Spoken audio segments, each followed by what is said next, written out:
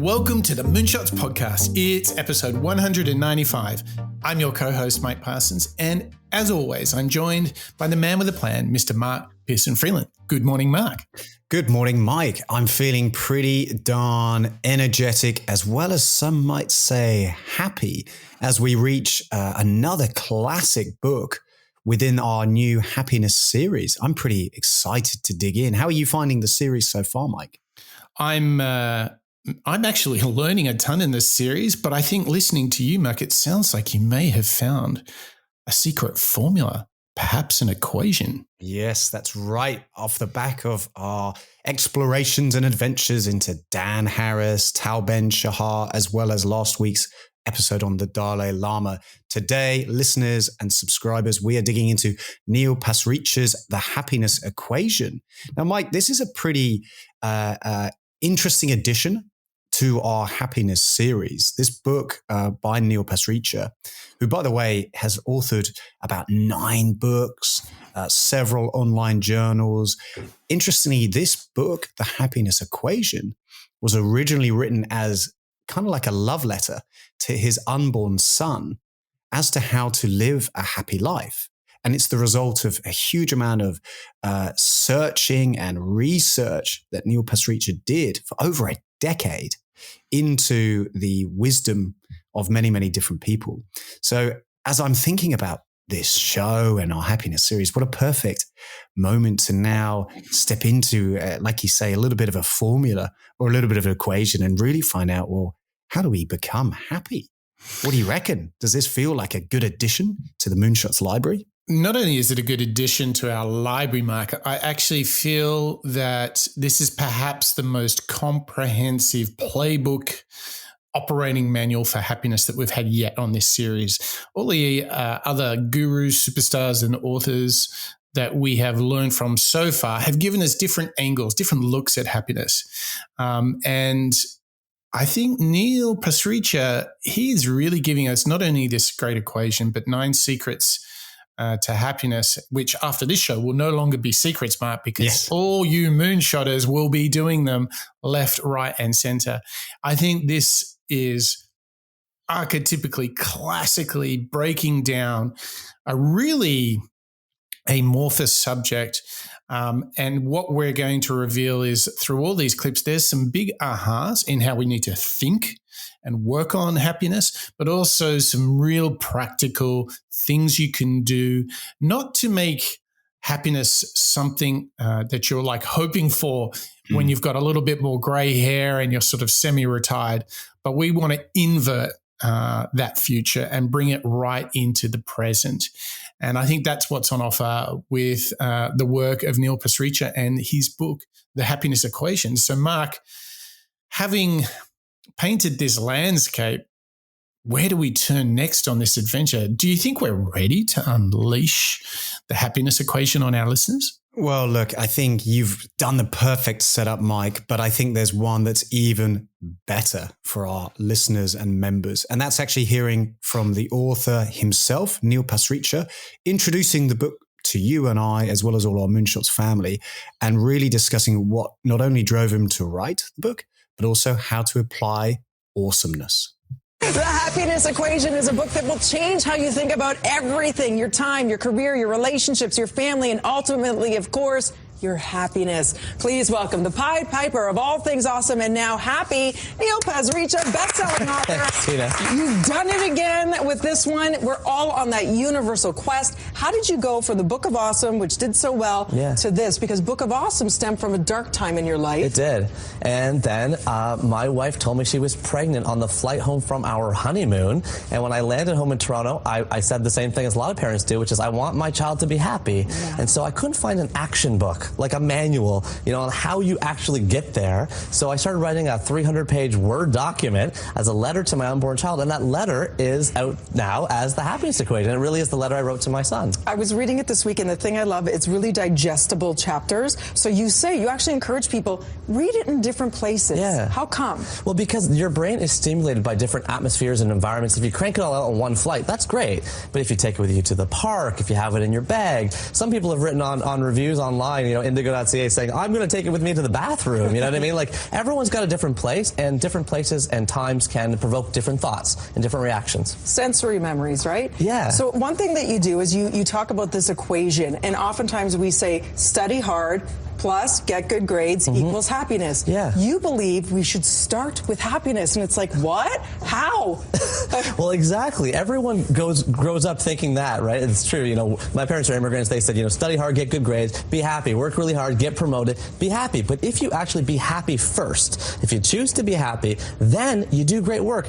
You're more productive, you're more creative, and then you have the big success later. So you're asking me, how do you be happy first? Yeah. There's a whole bunch of exercises that are proven to work. You can journal for 20 minutes at the end of the day about one positive thing you had happen that day. You can go on a brisk 20-minute walk. You can write down 5 gratitudes.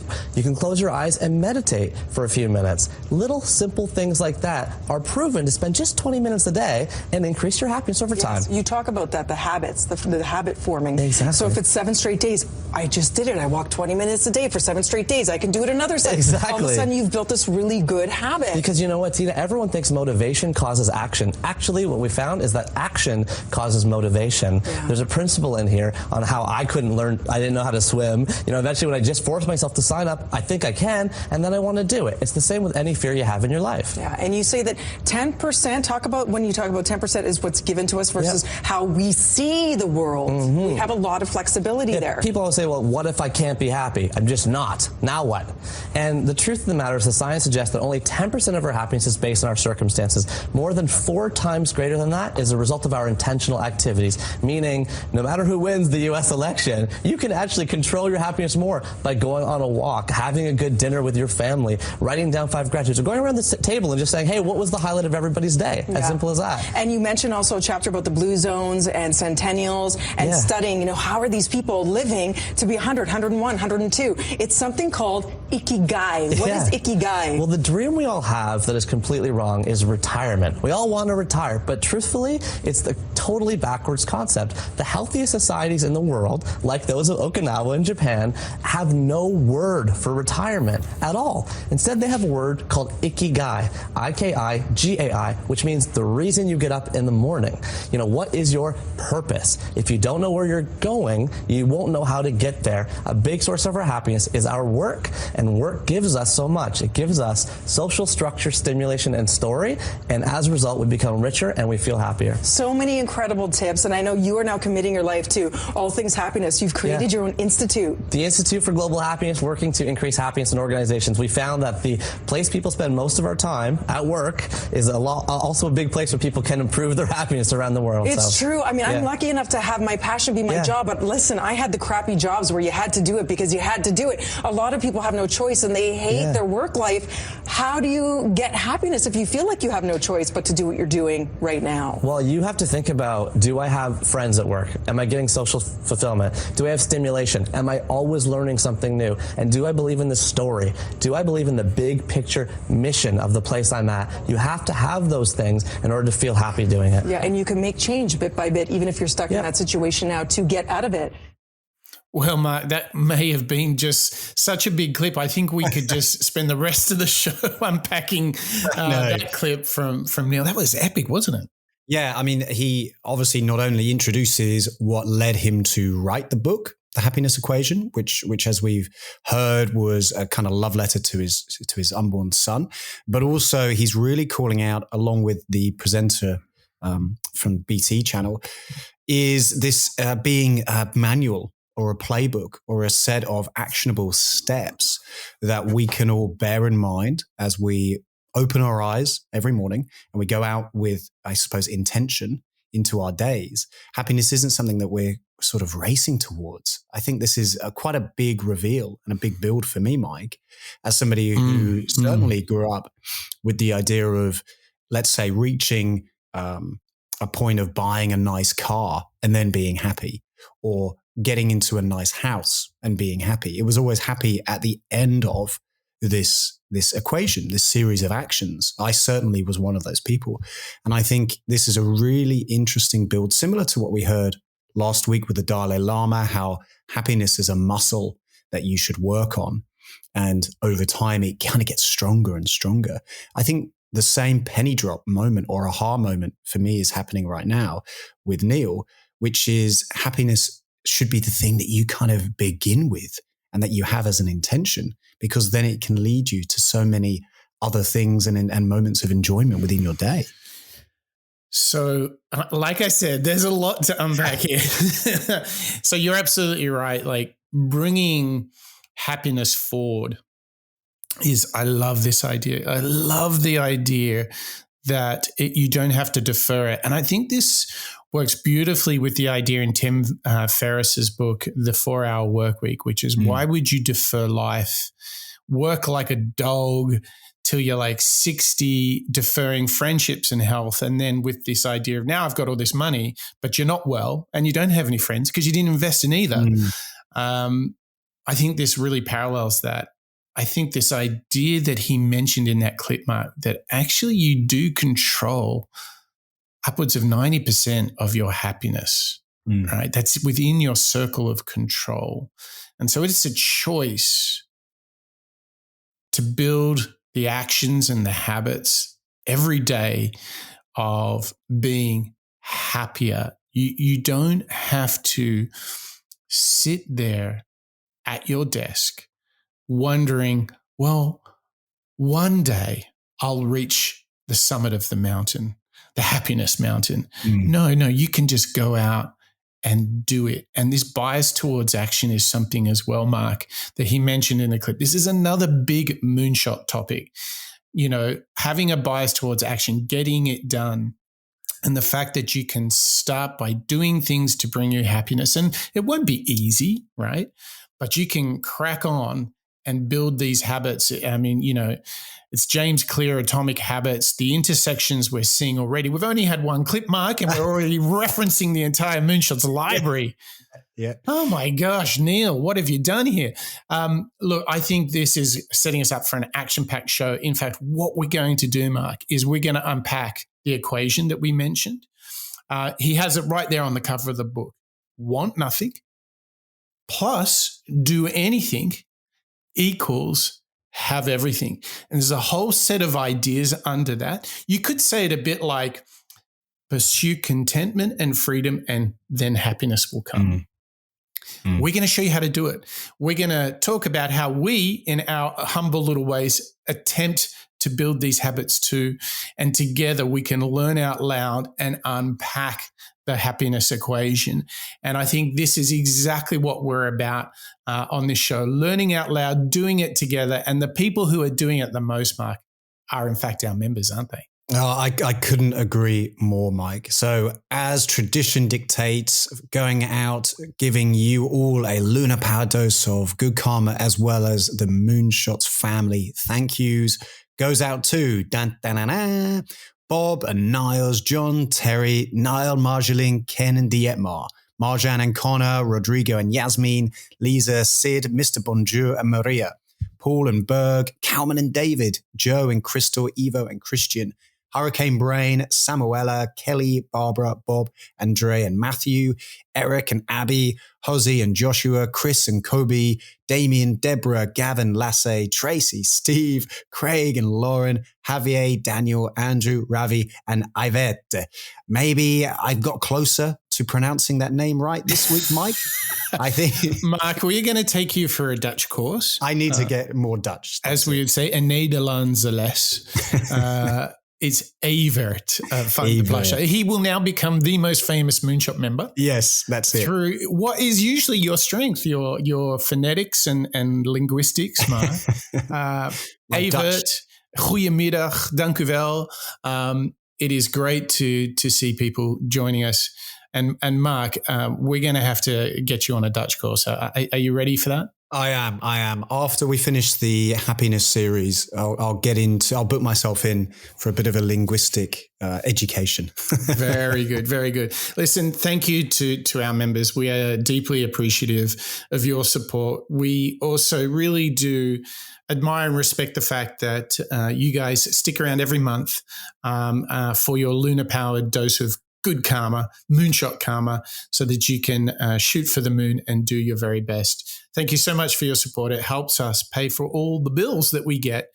And as I always mention, the more popular our show becomes, the more expensive it gets for us to, our hosting provider loves to send us very big bills for all the hosting costs.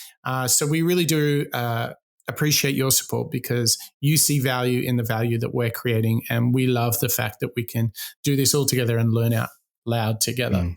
Now, it wouldn't be a Moonshot show if we didn't throw ourselves into formulas, habits, and frameworks. And boy, Mark, we've got a good one here. In fact, we're going to start with this first big pillar, what Neil Pasricha calls in the happiness equation, the want nothing bucket. He's got 3 secrets in that. And of course, we picked the one that we think is the big power idea. And it's this real notion of be happy first. So let's have a listen to Neil, the author, talking about happiness. What are the simplest things I can do to be happy? Well, here's my first question. Do you have an hour? Can you give me an hour? No, this YouTube video is not going to be an hour long. I'm just going to give you 3 things that each take 20 minutes. If you can do them for an hour, I guarantee that an hour from now, you are going to feel in a better mood. All the 3 things are simple, they are easy, and they will get this done. Number 1, get outside and go on a brisk 20-minute nature walk. Okay? A research report from Michael Babiak and team, published in the Journal of Psychosomatic Medicine, showed that brisk nature walks actually outperform antidepressants and, more interestingly, the combination of antidepressants and nature walks. I'm saying just the walking alone outperforms the other 2. So first thing you got to do is put on your running shoes, go outside, find a forest, find some trees, and just walk around. Okay? Preferably with no lawnmower in the background for yourself. Number 2, when you get home, that's 20 minutes. You got 20 more minutes. I want you to do the 20-minute replay. This means you get out a pen or a pencil, you get out some paper, and you journal for 20 minutes about one highlight of your day, earlier this day or from yesterday. You say, hey, it was so great. I was out in the park. The lawnmower drove far away. The sound went down. Whatever you want. Just write it down because you know what happens? Your mind has something called the visual cortex in it. There's an area in it called Area 17. When the lawnmower drives away, that area lights up. When I write about the lawnmower driving away, that area lights up again. When I read my own journal about the lawnmower driving away, that area lights up a 3rd time. That's why I call it the 20-minute replay, because you are replaying to yourself the highlights of your day. By the way, research on journaling was done by Slatcher and Pennebaker down at the University of Texas, and they found that couples in a relationship were 50% more likely to stay together in their relationship if they simply journaled for 2 weeks, okay? Number 3, now you're 40 minutes deep with me now. You got 20 minutes left. Here's my final piece of homework for you. Read 20 pages of fiction. Read 20 pages of fiction. According to a 2011 report in the Annual Review of Psychology, reading fiction fires your mirror neurons. Yeah, I'm using neuroscience to answer all this stuff for you guys today because you know what? You got to use the latest research in order to prove this to your left brain self, okay? You don't think that reading 20 pages of fiction, you think, I don't got time for that. I don't got time to read Are You There, God? It's Me, Margaret by Judy Blume. Yes, you do. You need time. You need to make that time because it will make you feel better. When you're lying in bed with Margaret talking to God, you feel like you're there. Those mirror neurons fire. If you're reading The Boys in the Boat, you're a boy in the boat. If you're reading Hamilton, you feel like Hamilton. So we know from the research that empathy, compassion, sympathy, and understanding in yourself all increases. A reader lives 1,000 lives before he dies. A man who never reads lives only one. 20 pages of fiction takes you into another life and it absolves you a little bit and it makes you worry less about your own problems. To summarize, go on a brisk 20-minute nature walk, do a 20-minute replay of journaling about something awesome in your day, and finally read 20 pages of fiction. If you can do those 3 things, taking 1 hour, come talk to me, leave me a comment at the end, tell me how you feel. I guarantee you, you will feel better and you will feel happier. Boom, Mike. I mean, look, Neil's done our job for us. 3 such practical tips that are so easy, I would argue, to inject into our lives. And you can do them right now, huh? You could do them right. Well, maybe not right now, because we want obviously our listeners to finish the podcast. To finish the podcast, unless you're doing the 20-minute walk section. Of course, that's fine. But for me, I really, really like the connection that I think actually I can see back to Robin Sharma's 5 a.m. club. Oh, totally. I was having the same thought. Like, he has a different system for his 3 things in an hour. Neil has the same. But of the 3, walk, journal, and reading fiction, which one do you do the most and which one are you doing the least? Well, I think the one I do the most is walking, getting outside, which is great. As we've talked about on the show before, the idea of daily exercise for me is pretty essential. Not necessarily because I'm a gym nut, but more because it just helps me think, it helps me clear my head, as well as appreciate the outside living within Sydney. Then I do a fair amount of journaling, this idea of reflection, this idea of replaying. I think that's a nice build, isn't it? The idea of not only compartmentalizing everything in your head onto a piece of paper, but actually reliving maybe joyful moments as you're writing them down. Wasn't it good to hear the science behind that and how the reliving it helps you feel that emotion again and how good that is for you? I never really thought about it like that. Even when we were digging into Matthew McConaughey's Green Lights, and he, as we remember, he was reliving kind of those big moments when he was reflecting and rereading his journal. I think what we're hearing from Neil Pasricha is actually a build on the idea or the value of journaling. Once we hear about that science and the couples staying together 50% more because they just journal for a couple of weeks together, this idea of seeing real scientific benefit behind a fairly simple act of journaling is not necessarily something that I think we've come into. So that's a great build. But I actually really like this addition of the read fiction, Mike. I think this idea of living maybe 1,000 lives rather than just your own, because you're living through fiction. I think that's a nice, lovely little build as I consider this idea of happiness, right? And you know what? I do read fiction almost daily, but not because of the reasons that Neil mentions there, but simply because I do it at the end of the day in the evening before I go to sleep. And I've always found that if I read something work-related, it gets me thinking about work. And then I become restless and I want to kind of jump on it and work on it. So the really funny thing about my habit is, like, I deliberately read anything and everything except anything work-related. Yeah.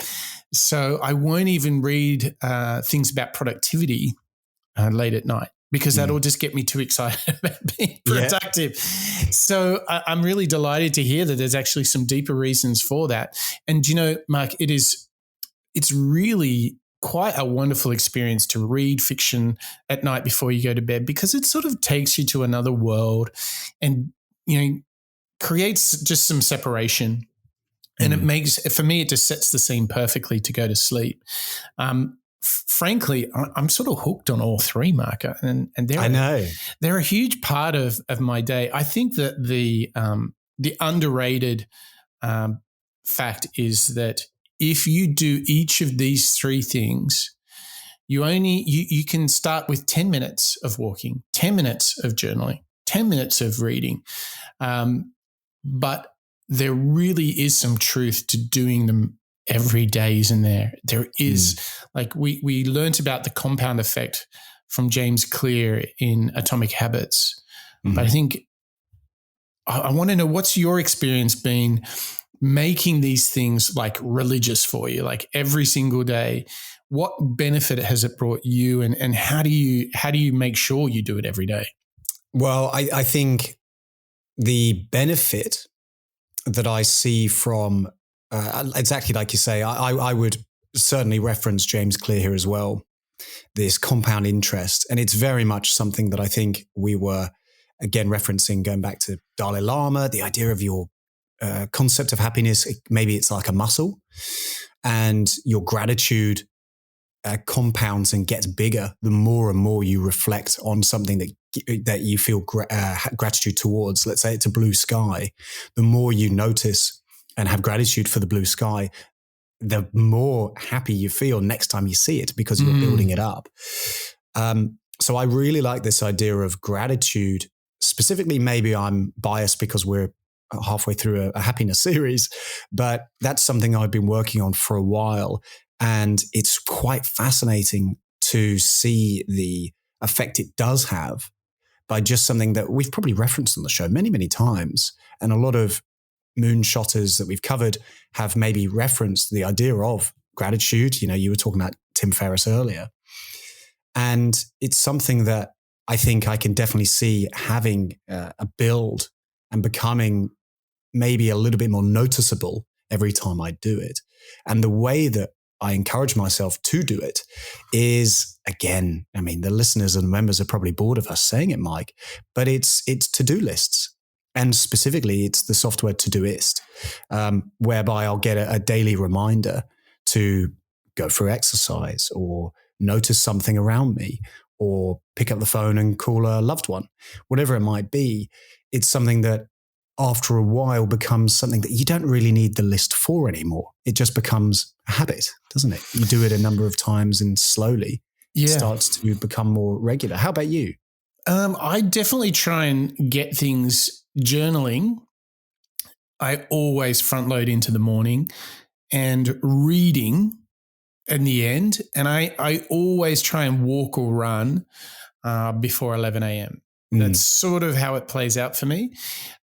Interesting thing is, anytime after lunch, forget it. Just running is just not happening for me. So I will take a walk. I love a really practical way to incorporate walking is if you have a good enough cell connection, if you have a call where you can just take it walking, you get a 2-for-1, don't you? Yeah, you get your exercise and you're a little bit more productive doing your job. Yeah, that's true. I think you're right. Allocating these as like daily to-dos. I mean, I literally have had 30 minutes of exercise, either walking or running, in my to-do list as a daily thing, 7 days a week for years and years. And I live by it.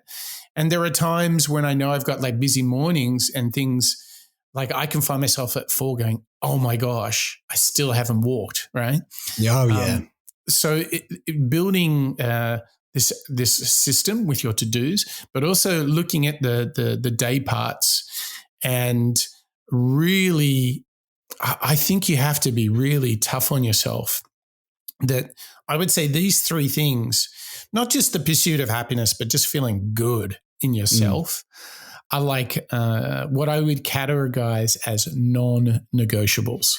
Yeah, they're essential, aren't they? You know, in my life, there's certainly things that I need to do, maybe not necessarily specifically in order to feel happy, like you say. I think happiness in that case is almost a happy accident, maybe. It's something to just get me in the frame of working efficiently and thinking efficiently. And happiness, I think, maybe is actually, although maybe not the intention, but it's certainly the outcome. And that's therefore what makes you maybe a little bit of a better leader, better partner, whatever it might be. I think that's true. So what we've done now is we've really addressed the first part of Neil's equation, haven't we? We've kind of got the want nothing, correct? That's right, which I think in itself is, as we heard from Neil earlier, the other way around. Instead of working towards happiness, I mean, look at this. We're only halfway through the show, Mike, and we've already given away the answer. Yeah. But it's a big one. Like, make happiness a priority today. Make this moment a happy moment. Don't defer it because you'll always be chasing that. But Mark, what comes next? If we've got the want nothing, right? Be happy right now. Be content in this moment. What comes next? Well, yeah, if we're being content in this moment, and as we heard from Tal Ben-Shahar, working on your own happiness is not a selfish act. You're doing it for yourself. What then comes next within Neil Pasricha's happiness equation is the idea of doing anything, Mike. And I think similar to what you were saying earlier, if you've got your first part of the want nothing, helping us all achieve and notice and maybe being a little bit more content, the do anything space within this equation is really more about this idea of freedom. And what we're going to hear next from our next speaker, actually, Mike, within the show is a little guy that our members and subscribers have heard from before, which is Brian from Optimize. And Brian is now going to help us really understand this concept of freedom and how we can preserve our time with a little action called time blocking.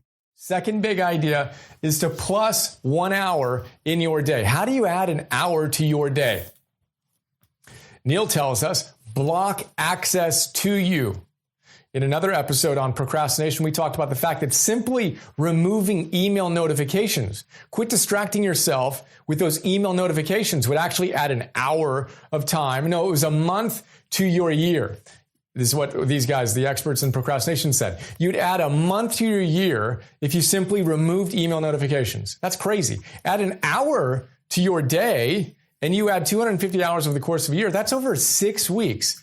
Again, how do you do that? Block access to you. Too many people are constantly available from anyone at any time via any medium. You can text me, you can email me, you can call me on this number or that number. You can do whatever you want to do. Right? Get in touch with me. I'm always available. Well, when you're always available and you don't block access to your mind, you can't get any deep work done, Cal Newport style, right? You need to create those time blocks where people can't get in touch with you. And as you do that, you're going to do better quality work and a higher quantity of work. He talks about, and we talk about it a little bit more in the note, having a bell that people can ring, right? If someone really needs to get in touch with you, fine, they can do this one way to get in touch with you, right? But you don't have an infinite number of ways. So think about that. Create those deep work time blocks by blocking access to you, and you're going to boost the number of hours you have in a day. Neil also talks about the myth of multitasking. Won't go off on that right now. So true, the myth of multitasking, but talk about bringing back one of the classic moonshot practices, which is time blocking, like owning your calendar. And there is nothing better than taking something that's really important and feeling a bit frustrated because you can't get to it today, but the release comes when you plan it for tomorrow or the day after, and you can be good with the fact that something important has been planned into your calendar. If you want to learn more about doing that, you need to get into the Eisenhower matrix, which we've studied a fair bit. So head over to moonshots.io, check it all out. We've got lots there on the Eisenhower matrix. But Mark, if you want to have space, if you don't block your calendar, lots of things are going to sneak in there, particularly if you're working with a team. Right? All these calls to start appearing in your calendar. And then the other thing is that you're also competing for your attention. Notifications are flying in left, right, and center. So either you're going to be bashed around by notifications and hundreds of calls, or you're going to take control of the situation. And I think that's how you get some freedom. You dictate the terms, not others. It's very in line with what we learned from Cal Newport and A World Without Email, isn't it? It totally is. And I think the build that Brian is helping us understand from Neil Pasricha's work is how connected the idea of happiness is to this feeling of being overwhelmed and distracted. We've heard about the value of digital minimalism and time blocking from Cal Newport. And I think the great build that I'm seeing here is if you want to be more efficient and do a higher quantity of work, but also a better quality of work, compartmentalizing your day, taking ownership and prioritizing it and preserving your time is a way to do that. But I like the addition of, and if you do this, you will be happier because you'll be maybe more relaxed. You'll feel that the output that you're creating for your team or your business is a lot higher. You'll be more, I would say, patient. If I've got Slack messages or text messages, phone calls, calendar invites, I'm therefore going to be distracted. And let's say I'm simultaneously looking into a show on Neil Pasricha. We're pulling together the Moonshot show. If I've got all these things going on, what's naturally going to happen?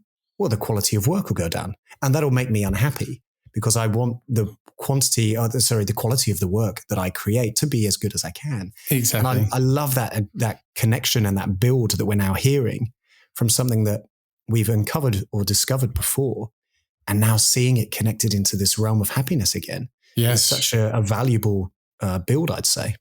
Yeah, I can only encourage all of our listeners to, get into some time blocking, allocating time in your agenda. And the best thing to do I've found is every Monday, look at your calendar and claim time that is allocated to your priorities. So if you need to work on a report, block that time, like 9 o'clock Monday morning, you need to be blocking that time for the rest of the week.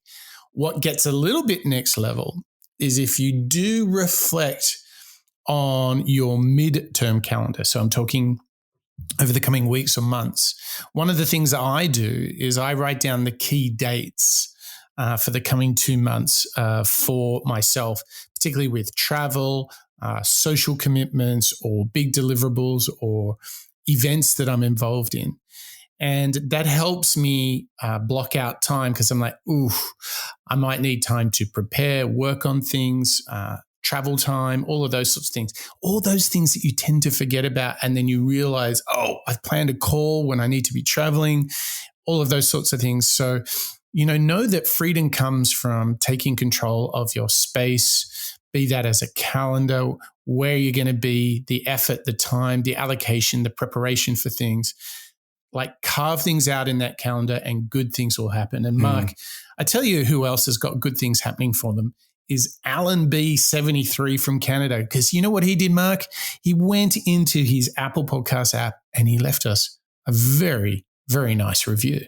I mean, isn't that amazing, Mike? The fact that we can hear from you, our listeners, every single time you leave us a rating or a review, including Alan B73, who's calling out the podcast is inspirational, brings to mind best practices and cutting edge ideas that we can start implementing. Alan B, you're totally right. That's exactly the intention and objective we have here on the Moonshot Show. And for listeners who are dialing in every single week, please hop along to your podcast app of choice, whether it's Spotify or Apple Podcast or any of the other multitude out there, and leave us a rating or review because it really does make a difference, doesn't it, Mike? It really does. And it doesn't matter where you are. We've got La Aurora Coco from France left us a review. Lofi from Vietnam also left us a review. So it doesn't matter where you are on this wonderful planet. You can learn out loud together. You can leave us a rating or review. It really helps people discover the show. We're very grateful for it. When our listeners and members get in there and give us a thumbs up, give us a 5-star, leave us a rating or a review. And if you want to take things next level, you can certainly start by reviewing or rating our show. The other thing you can do is you can get into the do circle, which is something that is essential for happiness. The do circle. So most people, when they think of motivation, think of it along these lines. They think that it needs to go, okay, well, I think I can do something. And then in order for me to actually do it, I also need to want to do it. And then if those two things are in place, I will do it, right? This is how I certainly often think about motivation. I need to think I can do it. I need to want to do it. And then boom, I get to doing it. He says, well, that's one way to do it, but a much more effective way to do it is to make the do a circle. So rather than thinking you need to go through this equation, why don't you just do it? And then as you do it, you get a deeper belief that you can do it, and you create a momentum such that you want to do it. The do circle, starting with the do rather than thinking you need to have these things in place first. And what's funny is the day that I got this book, the day after I got this book and I was reading it, I took a break to interview Tal Ben-Shahar. Tal Ben-Shahar is one of my favorite teachers, one of the world's leading positive psychologists, and he has a great idea on dealing with procrastination called the 5-minute takeoff.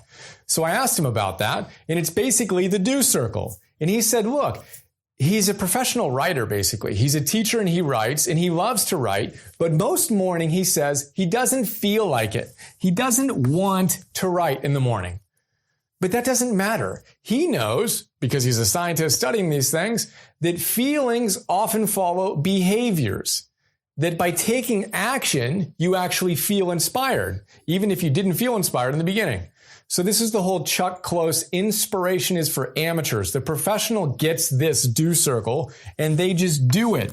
And when you do it, Neil goes back to his favorite physicist, right? Sir Isaac Newton. First law, right, is an object in motion tends to stay in motion. When you start doing something, there's a momentum that's created and the positive feelings follow you engaging in the behavior. So remember, if you're telling yourself you need to feel like you can do it, you need to really want to do it, in order to do it, you can flip that around, just do it, and then you're going to have a growing sense of being able to do it and wanting to do it, etc.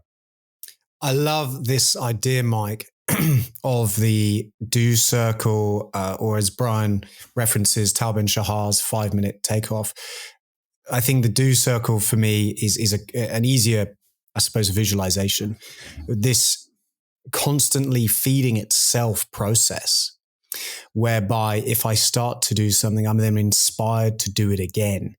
And again, going back to the James Clear work that we were referencing earlier with the 1% Better, as well as Atomic Habits, I think this is, again, really feeding that fire, isn't it? If you can just start to do something with a little bit of intention, let's say it's noticing that you're feeling happy or you have gratitude for something.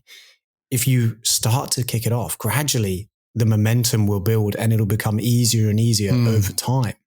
And again, it's going back to this equation, isn't it? You don't reach the end and hang up your coat and say, all right, I'm done. It can go back and feed itself. I think it's such an interesting visual. Well, first of all, it just made me think we actually have on our future show list coming up soon a Sir Isaac Newton show nonetheless, huh? I know. We have placed that clip from Brian. Well done. Now, let's get into this. I cannot tell you how many times in my younger years I allowed fear of failure or self-doubt stop me from even attempting things. You know that feeling of, I'll never be any good, or the goal is too big. And I cannot stress how much I work on this bias towards action, a big theme that's coming from Neil's book, actually. And starting small is the best way to do it.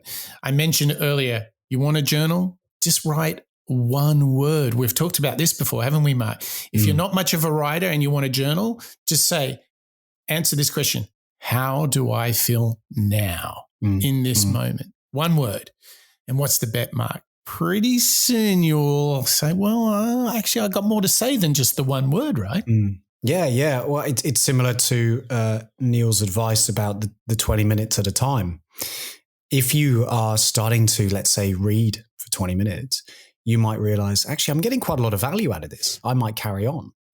And again, this comes back to this idea of the do circle, doesn't it? If you have that bias towards action and you start to just do something, whether it's one word or 1 minute of an activity, a positive activity a day, then gradually you start to appreciate, hey, this is either A, really fun, or B, this is kind of easy. You're then going to, at least in my experience, Mike, going to create more of a pattern to follow it because you get something out of it. It's exactly the same experience that I had with journaling. it was a bit of a struggle at the beginning. I was overthinking it. Yeah. I was thinking too much about what I was writing. What did I want it to be? Dear journal, this is what I did today. Or was it something that I wanted to become a best-selling book in 30 years' time? I was in too much of my head. Gradually over time, though, maybe it was as quick as a couple of days or maybe a week or two, I started to get into the swing of it, so to speak. I started to just immediately pick up the pen and just start writing rather than sitting back thinking, what shall I write? And it became quite easy. And because of it became, let's say, easy or less frictional, I then enjoyed it a lot more. And then it became a lot more of a habit because that bias towards action had encouraged me just to pick up the pen one day and just start doing it. Was that a similar experience to yourself? I know you've been journeying for a long time. Yeah. And I see that pattern in a lot, Mark. Like, I'm always like, break things into small things and just start. Just start. And it's amazing how I still have to go, no, Mike, you don't need to think about it anymore. Just do it, Mike. And I think just propelling yourself and just being ready to say, okay, let's see where this takes me. Try. And what's so good is once you kind of have been on a path of mastery one time in one part of your life, then you can always then go, well, it basically starts, have a go, try, experiment, start building habits, gradually increase over time, build the confidence, reflect on what's working, reflect on what's not working, and, change and adapt. To me, that seems to be like this do circle is build momentum through starting small and growing from there. I mean, this to me, it's not just an equation for happiness.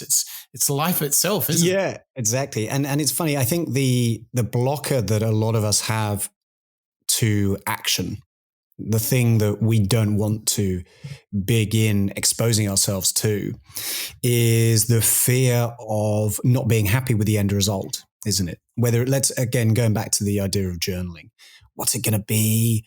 Do I want it to eventually be reread?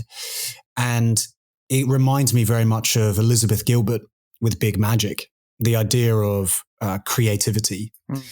Instead of constantly overthinking or worrying about what it is that you're going to go and create, instead just enjoy that journey and enjoy the fact that nobody else has done it like you have. And whatever you create will be valuable to you, even if it's just an experience. And I think that's the thing as I'm thinking about happiness as well as the actions. And this is a very action heavy equation from Neil Pasricha, is rather than worrying about where it is that you're going to lead, again, similar to where Neil goes, you actually start with that end result, which you're trying to achieve, happiness. And then you can sort of enjoy that process and that journey that you go on in order to get, as he calls out, have everything. Because by that point, you're more comfortable with what it is that you're trying to maybe achieve, what it is that you're trying to keep within your do circle. You're more considerate around how you respect your time. And it just begins with that acceptance and ownership that you just got to start today and see where it leads you. I think, Mark, that we are in a war, each and every one of us. And the war we're in is with self-doubt, with our egos, with fear. And what we continually learn, whether it's the pursuit of happiness with Neil Pasricha, whether it's the pursuit of doing uncommon things with David Goggins, what we have to realize is that so much of the battle is in our minds that is stopping us from going out in the world and doing the things and being the best version of ourselves. And I think that if we can do anything for each other and for our listeners, Mark, is to make everybody aware that it begins with the choice to not accept fear and self-doubt as a default, but rather to accept they are conditions that we can overcome. And I believe what we're seeing here as we think about happiness is that we can actually find that happiness in our day with those small things, those walks, right? That journaling, all those sorts of things that can bring us happiness in the now. It is a choice to go and make those happen. It's a choice to prioritize them. And I think all of this is a different way of saying that you need to get yourself right if you want to make the people around you right. If you want to take care of them, support them, help them, have fun with them, enjoy life with them, you need to focus on getting yourself right. And that is conditioning yourself to get out there, get through the self-doubt, the little whispers and the little words, the fear of failure, get through all of that and just have a go. Make the best version of yourself just 1% better every single day. And if you just keep on that, you will truly go places. And to bring this all together, let's have a listen now to Neil Pasricha talking about overvaluing yourself. What's the IKEA wardrobe kind of manual? How do you make this happen in your life? And so in the book, I have all kinds of secrets. Things like going on 3 20-minute walks a week, doing some meditation, a journaling practice. They're simple, but as you pointed out, we're all too busy these days. Right. So the book doesn't offer new age wisdom. It offers age-old wisdom. It's things that we all know, but we just don't do. And the whole goal of the book is to get people to start practicing some of the simple things that are proven to drive your happiness. Okay, so some of those things, and I mean, we are in the middle of tough times here in our province, and speaking to an audience who could have those concerns. Well, money is stressing me out, or unemployment, things like this. So is really that the 20-minute walks, the meditation, are those really going to change people's lives? Well, I do have another secret in the book called How to Make More Money Than a Harvard MBA. Harvard MBA makes a graduating salary of $120,000. People get very obsessed with these numbers, but I do a bit of math, and I compare the Harvard MBA salary to a teacher and to an assistant retail manager, and it turns out all 3 jobs pay $28 per hour when you do the math. Harvard MBA works way more hours. They don't have time to spend with their kids, or time to shovel their own driveway, or time to watch their garden come up in the spring, which I know will happen eventually sometime around soon. So it's like the point is to overvalue yourself, okay? I know the economy is in a hard place, but think about your time. Know that it's the most precious resource of all. The richest man in the world can't buy more time. So how do you overvalue yourself to make sure you're doing something you actually love? And the richest man in the world can't necessarily buy happiness or contentment, as you mentioned. Now, it was your son, you mentioned to me during the break as well, that your wife revealed to you that you were going to be having a baby on your honeymoon, which is so exciting. On the plane. On the plane. Now, is this something that has really changed you? You seem to have had this positive attitude for a long time. Oh, thank you for saying that. My parents were immigrants to Canada. My mom is from Kenya. My dad is from India. I feel lucky that as a child, like a lot of people, I got to grow up under the sense of wonder that an immigrant has in this new country. When they went skiing for the first time, it was my first time. When we went canoeing for the first time, it was my first time. And so I got that awe and wonder for the world around us. I have another secret on remembering the lottery and appreciating how much we already have. Just the fact that we are alive, that we get to live in Canada, that we have our health, that we have, so much going for us is something that I try to appreciate every day. It's not always easy, but it can be done. Yes. Wow, Mike, that's Neil Pasricha bringing it home for us within the happiness equation of show 195. I mean, Neil's touching upon the value that I think we have started to uncover and dive into in today's episode around these different practices. And for me, he's really specifying in that clip this idea of respecting or valuing or overvaluing, as he calls it, your time that you have available in order to enjoy yourself, to be the best version of yourself with others, with your colleagues, with your family, with your friends. And this connection he calls up about the Harvard versus teacher salaries, I think is quite an interesting one, because the reason why I think it's quite interesting is just the let's call it the avoidance of ego. I think instead of trying to be orientated around doing something that you're you're feeding your ego with. I think where he's calling out there, and obviously it's quite a quick little clip, he's specifying respect the time that you have and enjoy it no matter what, because at the end of the day, it kind of all works out in the end. We're all human, like the Dalai Lama was saying. So just enjoy the time that you do have, because at some point that time will kind of run out, unfortunately. Well, the reminder for me is like every day, every hour matters, and cherish it. There's a great Steve Jobs quote, which has been paraphrased by many others, which is live every day like it's your last, right? Mm-hmm. And that's certainly a very good way to kind of prioritize the things you're going to do. Make sure it counts, quality time with friends, be present at the dinner table with family, those sorts of things. Really putting a value on yourself and going out and giving yourself a chance to shine in this world. Don't accept terms that are not healthy. If you're a slave to your job that doesn't bring you fulfillment and satisfaction, and you spend 40, 50, 60 hours a week doing that, how can that be a good thing? How can that be a good thing? Right? No.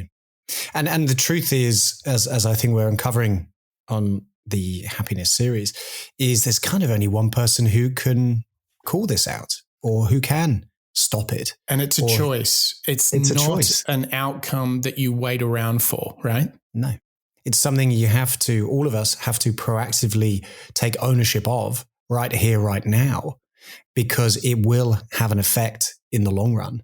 It will have an effect on the way that we manage others, on the way that we prioritize our work, on the hours that we spend doing it, by something as simple as, prioritizing your week ahead, turning off notifications, maybe those random acts of kindness, as the Dalai Lama was teaching us last week as well. Yeah. All these things add into Neil's equation, don't they? They certainly do. And out of these 3 elements of the equation and these 9 steps or secrets, which of them, Mark, from Neil Pasricha's book, The Happiness Equation, which one is getting some extra examination from you? This one's a really tough one, Mike, because we've got to a point of the happiness series where we're bridging mindset as well as habits and adoption. And there's so many little steps or practices in here that, I really celebrate through the Moonshot Show already. But actually the big reveal or new way of thinking for me from today is actually the starting with happiness. So be happy first, which is in his first contentment space of the equation, want nothing. What about you? Yeah, I like that one. I think the space thing, I think the last 3 or 4 years have been so busy and dense. Finding some freedom and creating space is getting my attention. So big homework list, Mark, but it was a good one. So I want to say thank you to you, Mark, for joining me on this adventure. And thank you to you, our listeners, and especially to our members here on show 195 of the Moonshots podcast, where we studied The Happiness Equation by Neil Pasricha. And boy, did we get a 3-part equation. We got 9 secrets, and it all started with this idea of don't defer happiness.